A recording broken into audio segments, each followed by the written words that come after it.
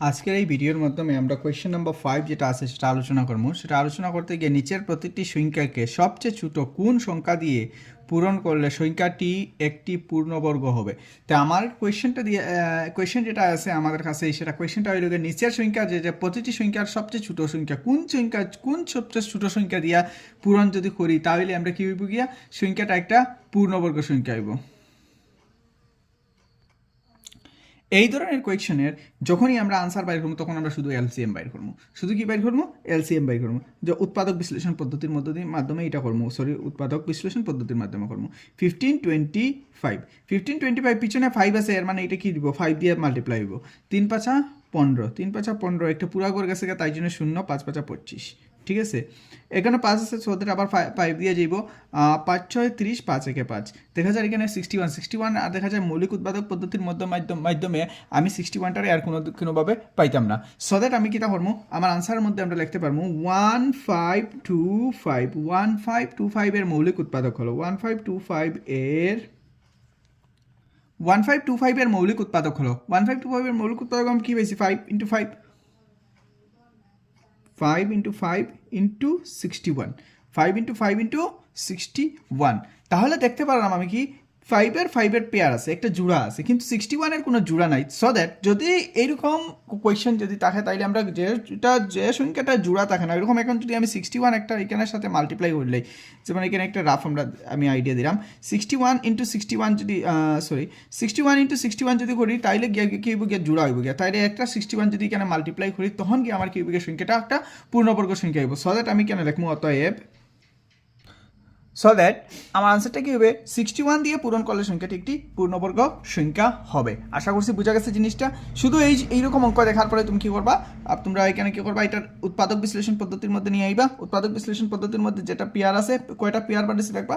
যদি কোনো একটা সংখ্যার জোড়া বাড়ে না, পেয়ার বাড়ে না, জোড়া বা পেয়ার, জোড়া যেটা আমরা ইংরেজিতে পেয়ার করি, এইটা পেয়ার যদি বাড়ে না, জোড়াটা বাইরে না, ওই জোড়াটাই যে সংখ্যাটা জোড়া বাইরে হয়েছে না, ওই সংখ্যাটাই আমরা কি করবো, কি ওই সংখ্যা দিয়ে পূরণ করলে এই সংখ্যাটা কি হইব গিয়া পূর্ণবর্গ সংখ্যা হয়ে যাইব।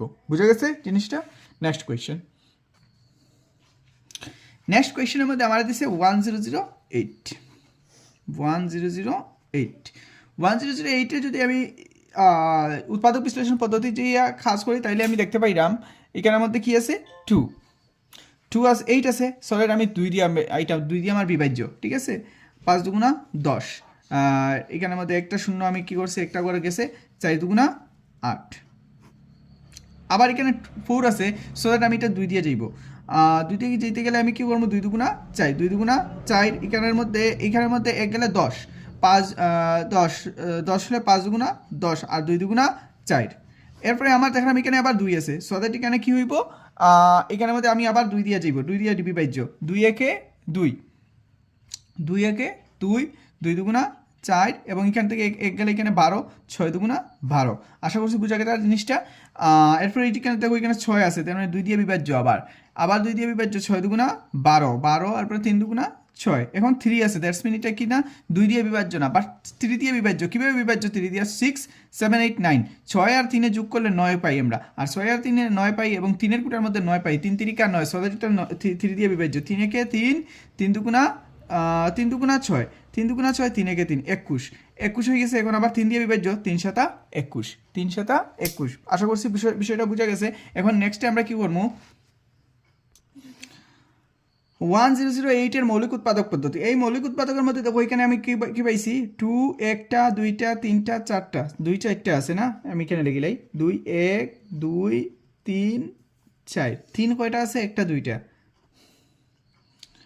একটা 2টা, এবং 7 কয়টা আছে? একটা। এবং দেখো পেয়ার বাইর করতাম, আমরা জোড়া বাইর করতাম। দেখো 2 এক জোড়া আছে, এই 2 জোড়া, 3 এক জোড়া আছে, কিন্তু 7-এর কোনো জোড়া নাই। সো দ্যাট আমরা বুঝতে পারলাম যে 7 দিয়ে পূরণ করলে সংখ্যাটি একটি পূর্ণবর্গ সংখ্যা হবে। আমরা কি লিখবো? অতএব 7 দিয়ে পূরণ করলে সংখ্যাটি একটি পূর্ণবর্গ সংখ্যা হবে। আশা করছি জিনিসটা বোঝা গেছে। নেক্সট কোয়েশ্চেন নাম্বার 3, 2028 আমরা মৌলিক উৎপাদক বিশ্লেষণ পদ্ধতির মাধ্যমে এটা বাইর করবো।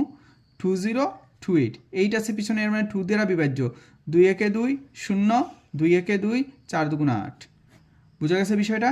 2 দিয়ে আবার বিভাজ্য, 5 দুগুণা 10 পুরা ঘর গেছে গা 6 0 7 দুগুণা 14 7 আছে পিছনে 6 এটা কি হইতো না এটা আমি দেখতে পাইলাম এটা আমি 2 দ্বারা বিভাজ্য না কিন্তু এটা 3 দ্বারা বিভাজ্য 7 8 9 8 9 10 8 9 10 11 12 এর মানে কি আছে এটা 3 দ্বারা বিভাজ্য 3 একে 3 এখানের মধ্যে কি আছে 2 2 এখানে গেল 20 3 6 18 18 19 20 2 27 3 9 27 তো 3 9 27 163 এটা একমাত্র 13 দ্বারা বিভাজ্য 13 13 13 13 13 যা 13 13 13 169 13 স্কোয়ার সো দ্যাট এখানে আর এখানে শেষ এটা আর আগে দিকে যেত না ঠিক আছে তো এখন আমরা কি লিখতে পারি এখানে এই ধরনের অঙ্কর মধ্যে 2028 এর মৌলিক উৎপাদক 2028 এর মৌলিক উৎপাদক কি হয়েছে 2 আমি দেখলাম একটা দুইটা দুইটা আছে 2 into 2 3 কয়টা আছে একটা আছে 3 আছে একটা আমি 13টা রেখে দিলাম 13 দুইটা আছে 13 পূরণ 13 এখন এখানে 3 কয়টা আছে একটা তো আমি দেখতে পাইলাম আমার সংখ্যাটা 2 এর জোড়া আছে 13 এর জোড়া আছে বাট আমার 3 এর জোড়া নাই সো দ্যাট আমি কি কইমু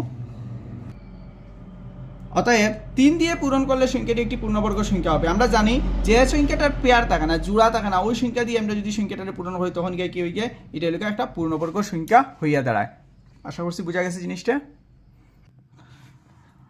768 এর মৌলিক উৎপাদক বিশ্লেষণ পদ্ধতি 768 8 আছে পিছনে এর মানে আমার কি আছে এটা 2 দ্বারা বিভাজ্য 3 দুগুণা 6 এখানের মধ্যে 1 গেলে 16 8 দুগুণা 16 আর হইল গিয়ে 4 দুগুণা 8 আবার এটা 2 দ্বারা বিভাজ্য 4 আছে পিছনে কেননা 2 একে 2 এখান থেকে 1 গেলে 18 9 দুগুণা 18 2 দুগুণা 4 এখন দেখা যায় আবার 2 দ্বারা বিভাজ্য কারণ পিছনে কি আছে 2 আছে 9 দুগুণা 18 18 এখানে 19 এখান থেকে 1 গেলে 12 6 দুগুণা 12 96 এখান থেকে আবার 2 দ্বারা বিভাজ্য কারণ এখানে পিছনে জোড় সংখ্যা 4 দুগুণা 8 এখানে আছে এখান থেকে 1 গেলে 16 8 দুগুণা 16 8 আছে পিছনে আর মানে আবার 2 দ্বারা বিভাজ্য 2 দুগুণা 4 2 দুগুণা 4 4 দুগুণা 8 এখানে 4 আছে এর মানে এটা এবার 2 দ্বারা বিভাজ্য 2 একে 2 2 দুগুণা 4 12 এর মানে এখানে আবার 12 আছে 2 দ্বারা বিভাজ্য 6 দুগুণা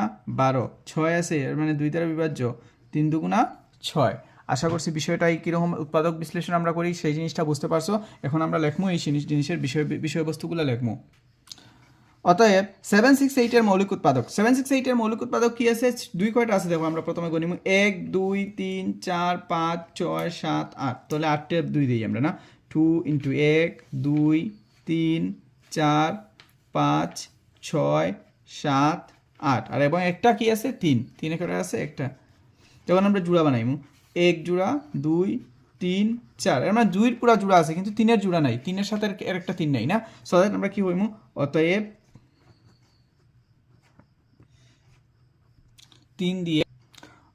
3 দিয়ে পূরণ করলে সংখ্যাটি একটি পূর্ণবর্গ সংখ্যা হবে আশা করছি বোঝা গেছে জিনিসটা